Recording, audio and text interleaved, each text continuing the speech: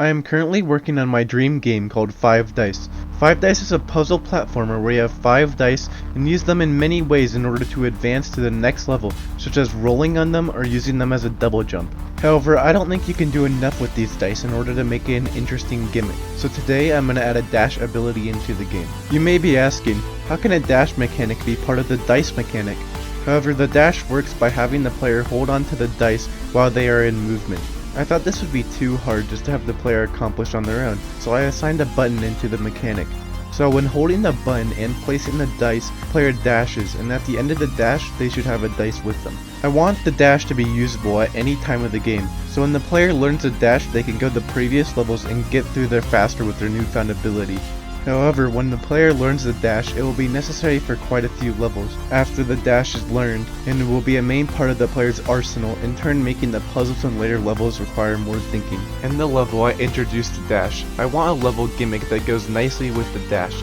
So I was thinking about the level before and remembered that I used cars for my previous level. So I thought if the cars worked so well in the last level, how about I make another variant of the cars? This pink car is what I ended up coming up with. Pink cars don't move, but when the player stands on top of them, they squish the car, allowing them to boost off the car with a huge jump. They are basically just a trampoline. The reason for making these pink cars is to make the dash feel more fun in the dashing tutorial. The dash allows the player to make it through small, tight spaces, so I thought it would be fun if the player could bounce off the car and then time a dash after they bounce.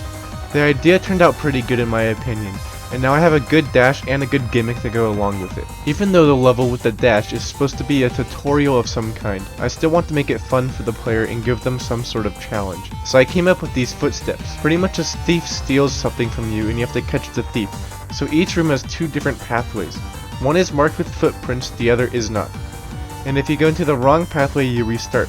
I didn't want the player to memorize the route either, so I mixed up the footsteps every time the player reset. With a full level completed, now I have made 3 fleshed out levels for my game.